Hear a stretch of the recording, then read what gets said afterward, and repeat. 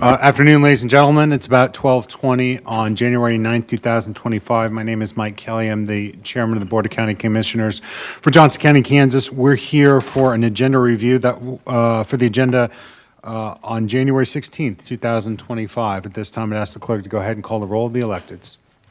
Commissioner Fast. Aye. Commissioner Myers. Myers, aye. Commissioner O'Hara will be absent. Commissioner Hanslick. Hanslick here. Commissioner Ashcraft. Here. Commissioner Allenbrand. Allenbrand, aye. And Chairman Kelly. I'm here as well. A quorum is present, and so we'll ask the clerk to read item number 1, please. Chair, could I ask a question, You may. just real quick? I know Ms. Brewer's going to be up here next week. Does she have a copy of do you have a copy? Okay. Yes. I'm getting a Thank thumbs you, up. sir. All right. Item number 1, please.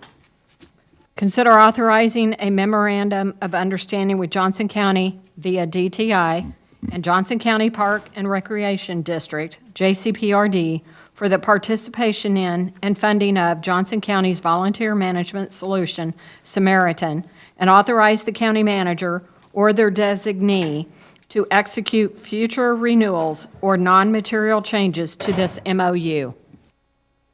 Mr. Nixon's here to present this item. Welcome back, sir. Yes, Bill Nixon, Department of Technology. This is mostly a procedural item. JCPRD would like to use Samaritan, which is a piece of software that Johnson County has been using since 2017. It will provide some reuse of an existing system for Johnson County with no cost to the county. JCPRD will absorb any of the licensing or enhancement costs that they want. Per the MOU, basically DTI will manage the subscription, handle technical issues, and notify parks of any updates to the software. Parks will manage their licenses, enhancements, and their use of the system. And then Shared will manage the overall contract with the vendor. Again, no additional funding is required by the county for this. Parks will fully absorb the cost of their subscription. Additionally, we're asking if there are non-material changes to this MOU going forward, that the county manager or a designee be authorized to make changes to it. Very straightforward agreement here. Commissioner Ashcraft? Thank you, Mr. Chairman. Mr. Nixon, do all other county departments and operations that are applicable use Samaritan, if I'm correct in spelling? Correct. There's a number of different departments that use it across the county. I don't have that off the top of my head, but there's 3 or 4 departments that use it for volunteer management. Does that include library? I don't believe library uses it. Tell me later. Any further questions regarding this agreement? Seeing none, thank you very much, Mr. Nixon. Thank you. We hear item number 2 now, please. RFP number 2024-071. Consider authorizing a contract with Santec Consulting Services Incorporated to complete the Captain and Kill Creek two-dimensional floodplain modeling project in an amount not to exceed $1,151,989. Thank you very much. Jacob Askin from the Public Works Department here for this item back before us. Good afternoon, sir. Yeah, good afternoon, Commissioners. Jacob Azian with the Public Works Department. This item is for the authorization of a contract with Stantec to create a two-dimensional floodplain model of the Captain and Kill Creek watershed, also known as Watershed Organization 5. This watershed consists of the cities of Gardner, DeSoto, and unincorporated Johnson County. This modeling project supports FEMA's efforts to achieve 2D modeling coverage nationwide and the trend in the industry towards 2D watershed-level floodplain modeling. 2D modeling projects are already underway for Watershed 1, which is Turkey and Brush Creek, and Watershed 2, which is Indian and Tomahawk Creek, and both of these projects are either at or nearing completion. The 3 remaining watersheds within the county are anticipated to be remodeled in the next 2 to 5 years, depending on funding availability. This modeling project and previous projects don't involve any updates to regulatory floodplain mapping. However, the models created by these projects can be used for a future regulatory update if that's desired by communities. Stantec will create a 2D floodplain model of the watershed as outlined in the scope of services. They'll also utilize the new 2D model to deliver additional innovative products that the Stormwater Management Program and communities can use for future decision-making and risk communication within the watershed. These products include a probabilistic flood risk assessment and the identification and refinement of mitigation needs. Stantec will also be performing survey work on Johnson County flood warning gauges, also known as storm watch gauges. These stream gauges record historical information and will be used for the model calibration. Representatives from communities within the watershed and other key stakeholders will be invited to participate in all progress meetings throughout the duration of the project, and they'll have the opportunity to review and comment on the work completed. Stormwater Management Program staff worked with FMA Purchasing to develop the RFP for this project. The selection committee consisted of Stormwater Management Program staff and project area representatives from Gardner, DeSoto, and unincorporated Johnson County. Stantec was the top-ranked firm out of the 4 which were interviewed. They demonstrated a clear understanding of the project scope and familiarity with FEMA processes. They also have a good depth of experience working on similar projects, including some of their previous work in Johnson County. The contract amount for this project is $1,151,989 at a cost to the county of $198,819.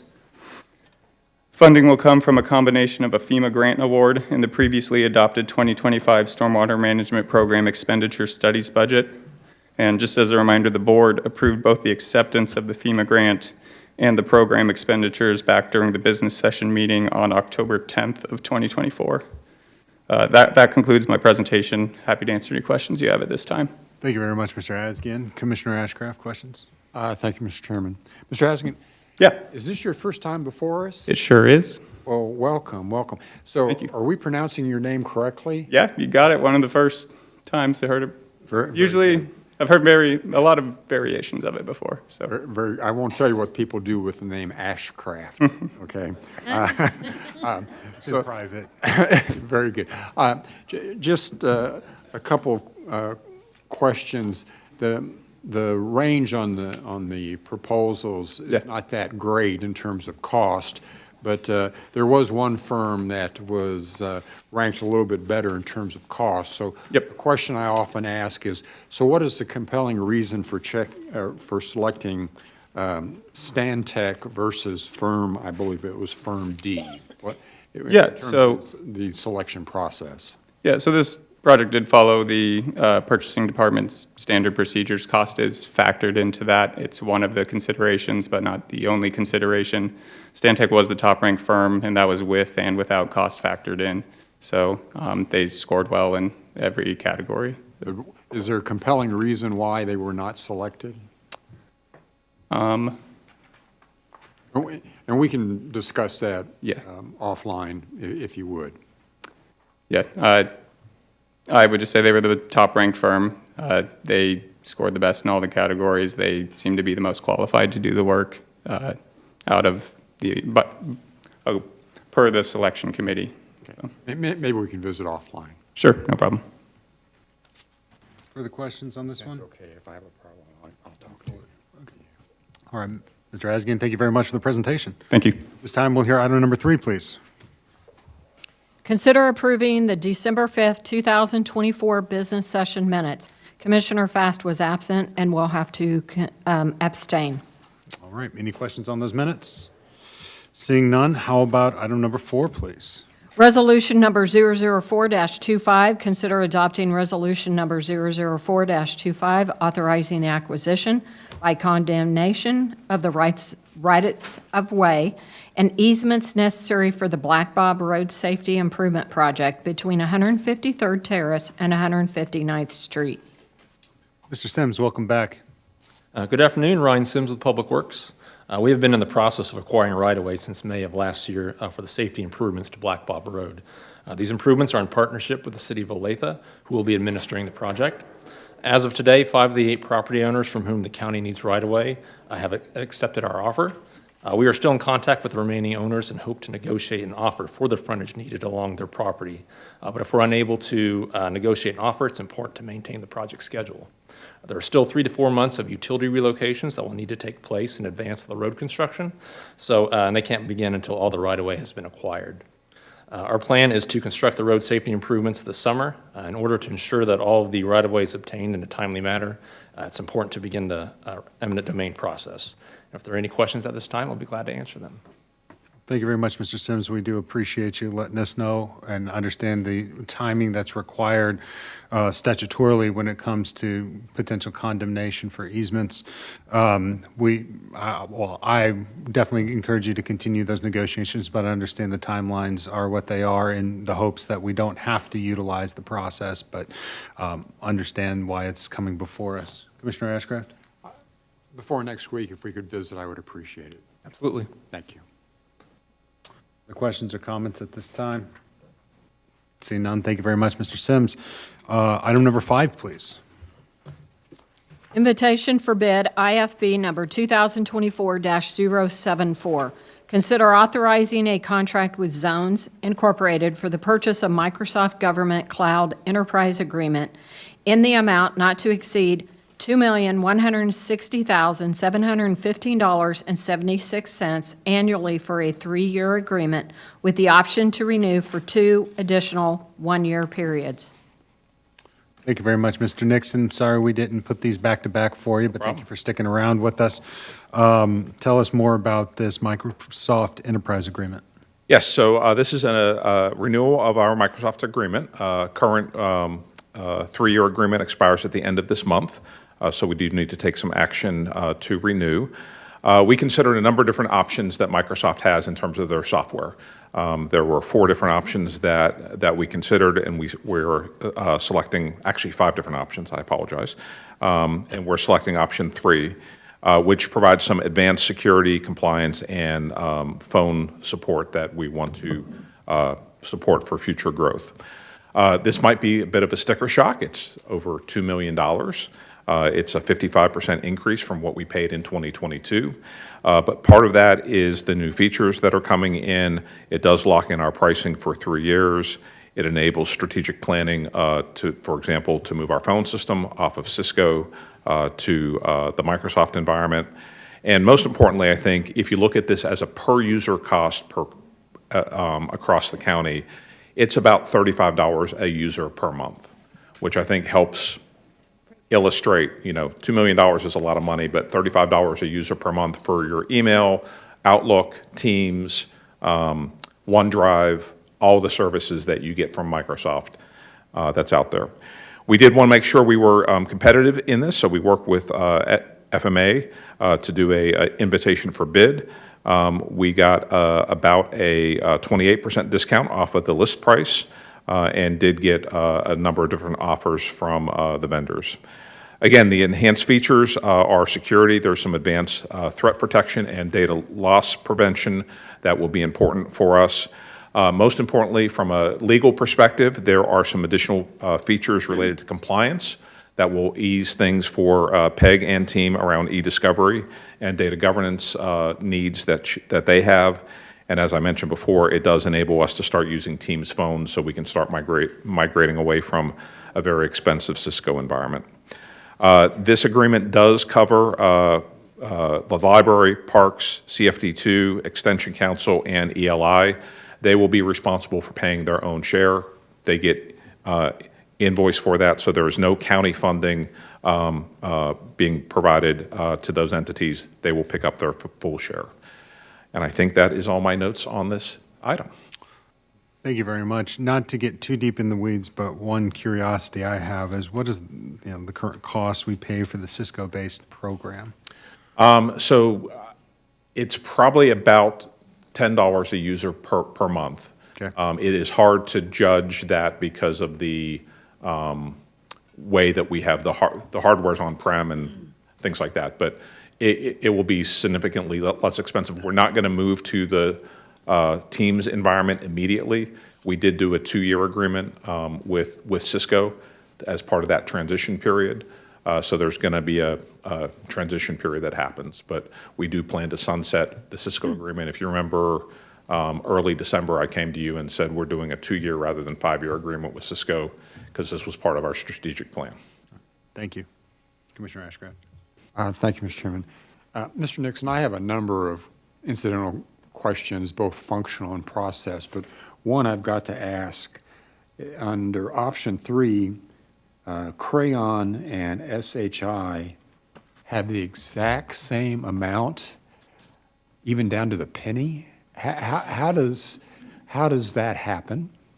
So the way Microsoft basically provides to resellers a certain price. And To the penny. in that price is some of the profit that comes into play.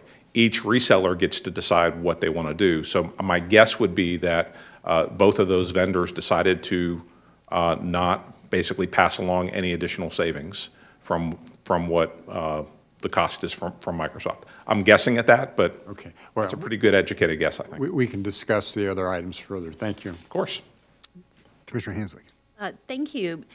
Just so I'm clear in my mind, Mr. Nixon, that each of these resellers, it's the same product that each of them would be providing. The Microsoft Government Cloud Enterprise Agreement. Correct. And, okay, so it's kind of like a broker with various insurance plans. Right. That happens with most large software companies. They want to work through a third party. So we can call Microsoft for support, but in this case, Zones will also provide us support. The prior vendor we used was Dell for that third party.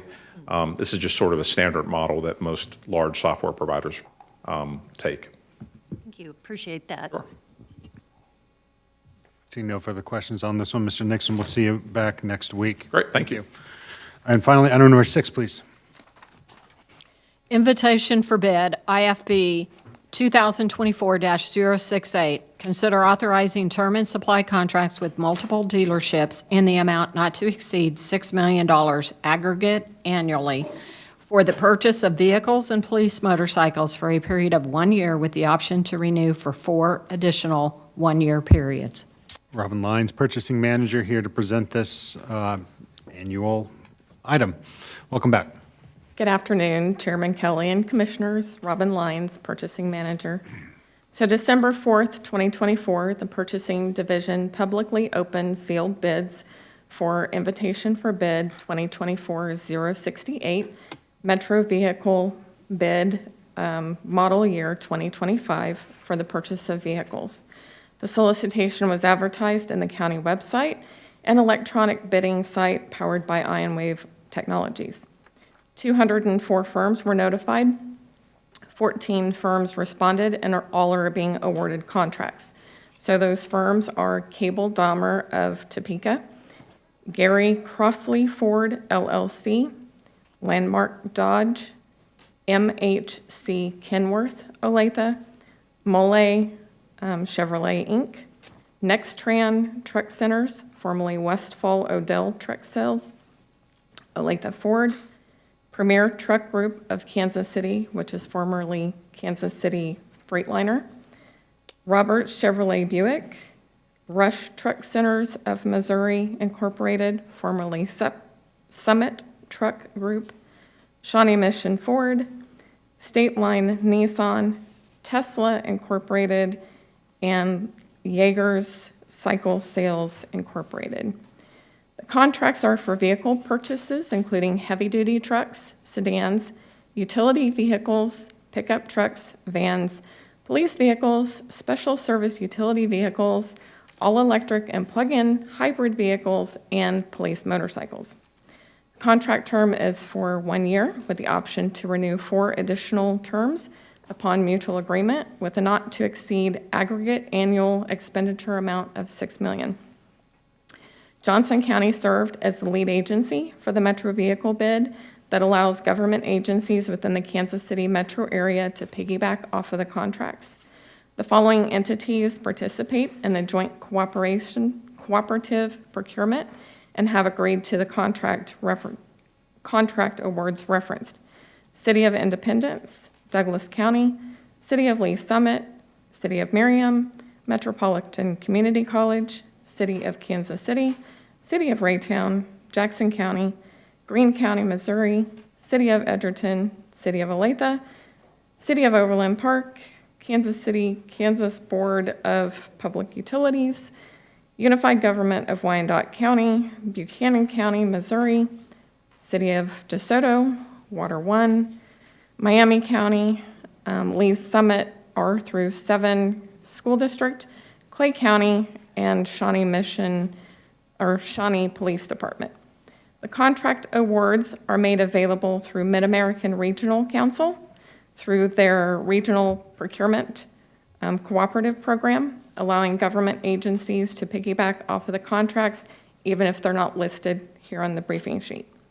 Funding for the purchases is being provided from the Fleet Fund and individual department budgets. Fleet Services will be coming back to the board at a later date with the anticipated vehicle replacement plan for 2025.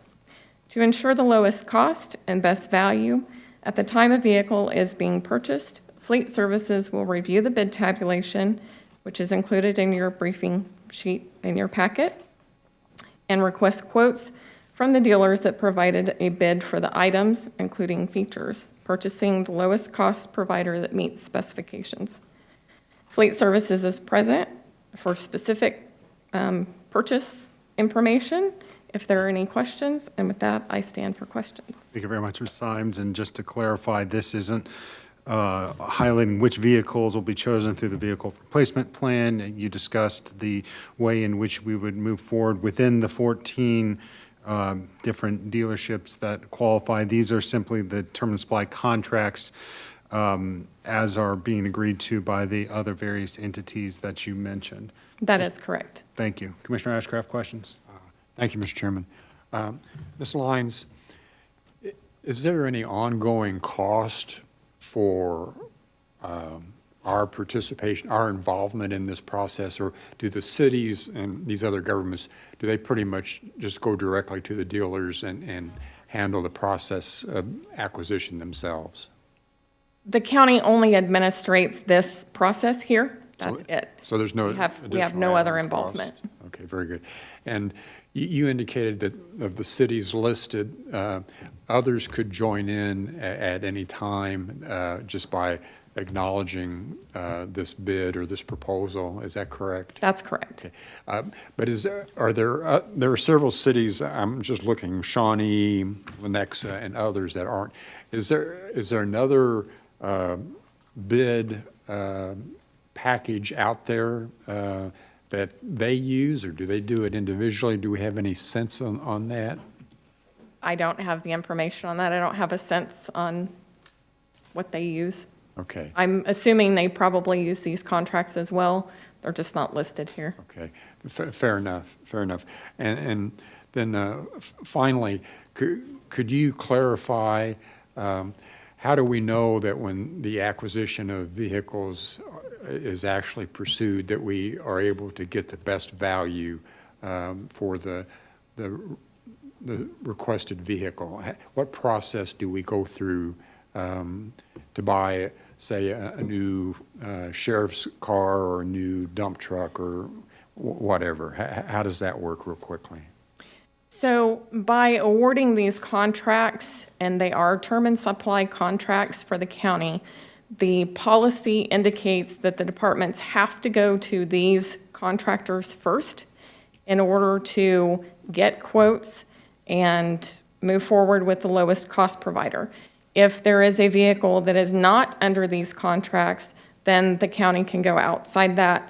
We look at other cooperative agreements that have been competitively solicited as well. And at times, there are one-offs where we'll end up going with an exception that may have to be done through an administrative process or through the board for something outside of the contracts. Thank you. Commissioner Allen Brand. Thank you, Chair. I just want to compliment you because I think it's very smart to work with other partners because you're negotiating better pricing. So a company's going to reduce their prices to get more quality or quantity. So anyway, thank you for that. Commissioner Hanslick. Thank you. Ms. Lyons, I'm just trying to make sure I understand how the process works. So under the joint cooperative procurement, is there a list of specific dealers that are cooperating or being part of that procurement process? Or I guess my question is, are we limited to a certain list who are invited to apply for bid? Certainly. So the solicitation is advertised publicly, so anyone out in the public can look at it, any dealer can look at it.